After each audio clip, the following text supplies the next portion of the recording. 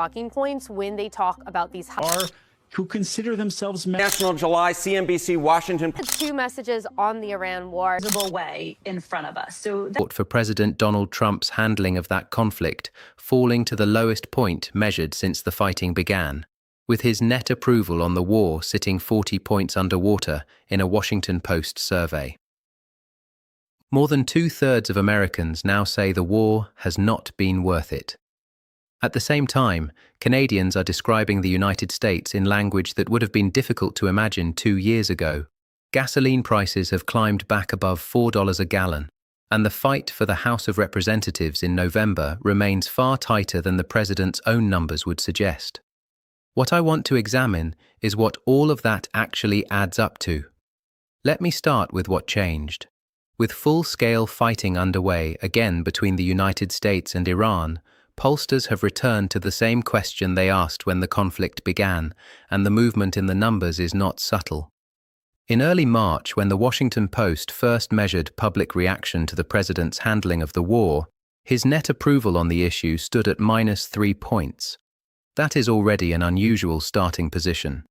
Most American military engagements begin with at least some cushion of public support, often a substantial one. This one did not. It opened essentially even, with slightly more disapproval than approval. Since it may not be a familiar term for everyone watching, let me explain what net approval means in practice. It is a simple subtraction. You take the share of respondents who approve of how someone is handling an issue, and you subtract the share who disapprove. A positive number means approval is winning. A negative number means disapproval is winning. So -3 in early March meant the country was almost evenly divided, with a slight tilt against. That is the baseline. What matters now is how far the line has moved since then. The most recent Washington Post measurement puts the president's net approval on the Iran war at 40 points underwater. That is a shift of roughly 37 points in the negative direction over a span of a few months.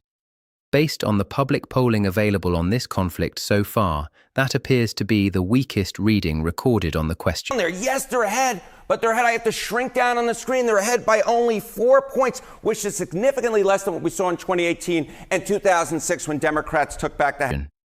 A war that began without majority backing has continued to lose ground rather than gain it.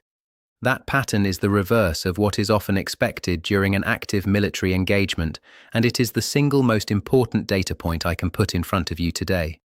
There is a second question in the same body of polling that gets at the same sentiment from a different angle, and it is arguably the more revealing one. Respondents were asked whether they think the war has been worth it. 68% said it has not been worth it. 28% said it has. That means more than 2 in 3 Americans have reached a negative verdict on the conflict, while fewer than 1 in 3 have reached a positive one. When a question that direct produces a margin that wide, it usually indicates that opinion has consolidated rather than remaining open. That guarantees them the House, or anything close to a guarantee. It's very close, at least if you're listening to CNBC and Washington Post. Okay, but given that the president is so unpopular, you just brought that up, why? To understand why analysts treat that figure as significant, it helps to compare it with an earlier conflict that carried heavy political consequences. Consider Iraq in 2006. At that point in the calendar, heading into a midterm cycle, the Iraq War had been underway for roughly 3 years. 58% of Americans said it had not been worth it, and 40% said it had. Those were considered damaging numbers at the time. The Iran figures are worse on both sides of the ledger, with a higher share saying not worth it and a lower share saying worth it, and they have arrived after months rather than years. That comparison matters because of what followed in 2006. Republicans lost control of both the House and the Senate in that midterm election. I want to be careful here, because a single historical parallel is not a prediction, and the political landscape of 2026 differs from that of 2006 in significant ways, including the structure of congressional districts and the composition of the electorate. but the comparison explains why members of the president's own party in Congress are paying close attention to these figures. The Iraq numbers preceded a difficult election year for Republicans, and the Iran numbers are currently more negative. Now let me get to the composition of that 68%, because the partisan breakdown is where the political risk becomes clearer. Among all independents, 77% say the war has not been worth it. That is more than 3 in 4 voters who do not identify with either major party. Independents are frequently decisive in midterm elections because they are less anchored by party loyalty and more responsive to conditions in the moment. When a group that large moves that far in one direction on a defining issue, it tends to show up in candidate performance rather than staying confined to issue polling. The more striking number in my reading involves a narrower group. Among independents who say they lean Republican, 63% also say the Iran war has not been worth it. These are voters who do not formally identify as Republicans, but who consistently tell pollsters they tilt in that direction, and who have historically supported Republican candidates. Nearly 2 in 3 of them have now landed on the negative side of this question. That is not the opposition party expressing opposition. That is a portion of a party's own extended coalition registering doubt about a central policy. President Trump will not be on the ballot in November. A significant number of Republican members of Congress will be. That distinction is the practical reason these war numbers are being studied so closely on Capitol Hill. In midterm elections, voters frequently use their congressional ballot to register a judgment about the sitting administration, even though the president's name does not appear anywhere on it. When the leaning independents a party needs are expressing this level of skepticism about that administration's most visible undertaking, incumbent lawmakers have limited ability to separate themselves from it. I want to place this in a fuller context, because these war-specific figures are not the only measurements moving. The president's overall standing is also being tracked by the same pollsters, and it has not recovered from earlier lows. In the Washington Post survey, his all-time worst net approval was minus 25 points, recorded in April. Message when it comes to the war. They are very skeptical that it's going to be over quickly. They can see this lasting a long time, and they've really latched on to the fact that gas prices have become... He now stands at minus 24 points, which ties for the second worst reading he has registered with that organization. In other words, the number stopped falling, but it did not climb back. It has effectively settled near the bottom of his own range.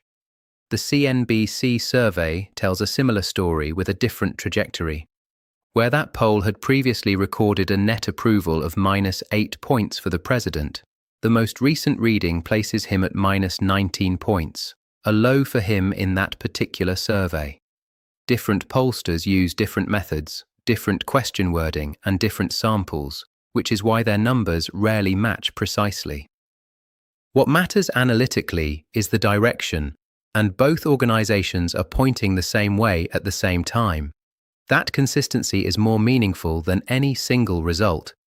Here is what I take from putting those 2 surveys together. A great deal has happened in the world over the past several months.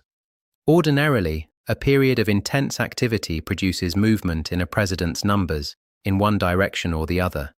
Instead, these readings have stayed close to record lows for both pollsters. These are independents who say they actually lean Republican. 63% of them, more than 3 in 5, nearly 2 in 3, say that in fact the Iran war is not worth. If you are a Republican strategist, the case for optimism is that the numbers have largely stopped deteriorating. The difficulty is that stability at this level is not the same as improvement, and with a midterm election approaching, improvement is what the party needs. The historical framing sharpens that point further. For these given pollsters or second record lows, not really. I mean, just take a look here. The Washington Post, his all-time lowest was minus 25 points back in April in terms of his net approval rate, and its approval minus. Taking the average of the CNBC and Washington Post surveys, the president's net approval stands at roughly minus 22 points. Support for the Iran war. And I think Paul is right to underscore this, that the persuasion really mattered among MAGA voters. They could be persuaded of pretty much. Compare that with other presidents at the same stage of a second term this century.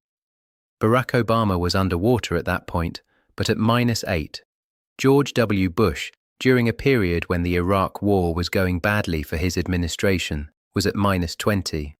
By this measure, President Trump currently holds the weakest net approval rating of any president at this point in a second term in the 21st century. Now let me show you what is driving that overall figure, because it connects directly back to the war numbers. Among independents, the president's net approval stands at minus 45 points. That is the weakest reading among independents recorded for a president at this stage of a second term. For perspective, the previous holder of that distinction was Richard Nixon at minus 37 points, during the period when the Watergate investigation was closing in on his presidency. George W. Bush stood at minus 31 points. The current figure sits below both. I want to be precise about what that comparison does and does not establish. It is a measurement of public sentiment at one moment, not a statement about the substance or the legality of anything. Polling in the Nixon era was also conducted under very different conditions, with different methods and a different media environment, which makes direct comparison across decades imperfect. What the number does establish is that the president's support among voters unaffiliated with either party is unusually low by historical standards, and that this weakness is not confined to one issue. Easily transit the strait. It's not possible. And Trump understands that. His military, I'm sure, is counseling him. Mr. President, he can't walk away from you. That brings us to the question that follows naturally from all of this. If the president's numbers are this weak, why is the fight for control of Congress still close? Because it is close. Looking at the average of the CNBC and Washington Post polls on the generic congressional ballot, which asks voters whether they intend to support the Republican or the Democratic candidate in their district without naming anyone, Democrats lead by 4 points. They are ahead.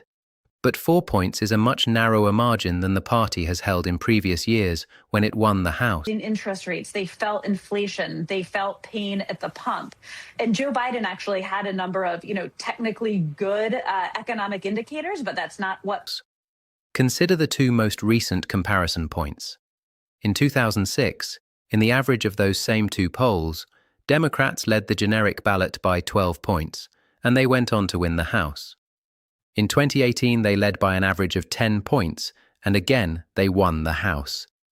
The current figure is well under half of either of those margins, so the party leading in the polling today is leading by a substantially smaller amount than it did in the two most recent cycles when it took control of the chamber. That gap is the story. There is a structural reason this matters more than the raw comparison suggests, and it involves redistricting. Congressional district boundaries are redrawn periodically, and the way those lines are configured affects how many seats each party wins from a given share of the national vote. Based on the current map following the redistricting activity of recent years, analysts estimate that Democrats would likely need a national House popular vote victory of roughly 3 to 4 points simply to secure a majority. A national lead does not translate evenly into seats, because seats are won district by district. Set that estimate next to the 4-point lead in the polling average, and you can see the problem for Democrats. They are not comfortably ahead of the threshold. They are sitting, essentially, on top of it. If the national margin were to hold exactly where it is now, the outcome in the House would be genuinely uncertain rather than clearly favorable to either side. And polling averages carry margins of error, so a 4-point lead today could correspond to a range of possible outcomes on election day. That is a precarious position for a party expecting the environment to work in its favor. So why are Democrats not doing better, given the president's standing? I think the clearest explanation is found in one specific slice of the electorate. Look at voters who supported Donald Trump in 2024 and how they are answering questions in 2026. Among that group, the president's net approval is plus 66 points, which is strong but not unanimous. Now look at the congressional ballot among those same voters. Republicans lead by 87 points. That is a gap of more than 20 points between how those voters rate the president and how they intend to vote. Let me translate what that gap means. It indicates there is a meaningful block of 2024 Trump voters who have cooled on the president himself, yet remain firmly committed to voting Republican for Congress. In practical terms, House Republicans are currently outperforming the president among his own voters. That is an unusual dynamic. It suggests that dissatisfaction with the administration is not automatically converting into support for the opposition, which is the mechanism midterm waves normally depend on. For Democrats, that is the strategic difficulty in a single sentence. A voter who dislikes a president but still intends to vote for that president's party is a much harder target than a true independent who could be persuaded either way. These are voters with a demonstrated history of supporting Republican candidates, and at the moment they are signaling every intention of doing so again, regardless of their view of the man in the White House. Points among independents, even worse than Richard Milhouse Nixon, who was about to leave office because of Watergate, who had previously held the record at minus 37 points, and the aforementioned George. Converting that group would require something more than general dissatisfaction with the administration, and the current polling does not show that conversion happening. I do want to add appropriate caution here. These are surveys taken months before ballots are cast. Public opinion moves, campaigns have not concluded, candidates in individual districts differ from the generic party label, and turnout patterns in midterm elections are notoriously difficult to model in advance. The generic ballot is a useful indicator of the national environment, but it is not a seat count. What the current data supports is a description of where things stand today, not a forecast of what will happen in November. Now I want to shift to a different set of numbers in the same body of polling, because they document a change in one of the country's oldest relationships. Decided to have their annual issues conference. We're putting an end to all of this threat once and for all, and the result will be lower oil prices, oil and gas prices. Surveys of Canadian public opinion show a dramatic reversal in how Canadians view the United States. In the earlier readings, covering the 2023 and 2024 period, 26% of Canadians said the United States should be regarded as a threat or approached with caution, while 73% described it as an ally or a friend. Those were the figures that had held for many years. The current numbers are close to a mirror image. 74% of Canadians now say the United States should be viewed as a threat or treated with caution. Just 22% describe the country as an ally or a friend. That is a decline of roughly 51 points on the ally and friend measure and a rise of nearly 50 points on the other side. Shifts of that magnitude in how one country's population views a neighbour are rare in public opinion research, particularly over a span of only a couple of years. The same surveys measured Canadian confidence in the American president, and that number moved in parallel. In 2024, during the Biden administration, 52% of Canadians expressed confidence in the United States president, and 46% did not. Today, 20% express confidence, and 79% do not. That is close to a 4-to-1 ratio against. I would note the obvious point that these questions were asked about different individuals holding the same office, so the change reflects a judgment about the current occupant rather than a shift in Canadian attitudes toward the presidency as an institution. There is one more comparison in this data that I find particularly telling because it shows the sentiment is not mutual.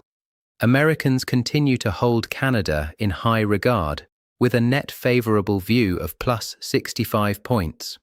Canadians, meanwhile, register a net favourable view of the United States at minus 33 points. That is a difference of nearly 90 points between how each population views the other. Historically, these two measurements have tracked reasonably closely. They no longer do. What are the practical implications of that divergence? I want to be careful not to overstate them, because public sentiment and government policy are separate things, and the polling itself does not measure trade volumes, treaty commitments, or security cooperation. What it does indicate is that a Canadian government negotiating with Washington now operates in front of a domestic audience that views the United States with considerable wariness. That can narrow the political room available for compromise on any given issue. Whether that dynamic produces concrete changes in policy is something that would only become visible over time.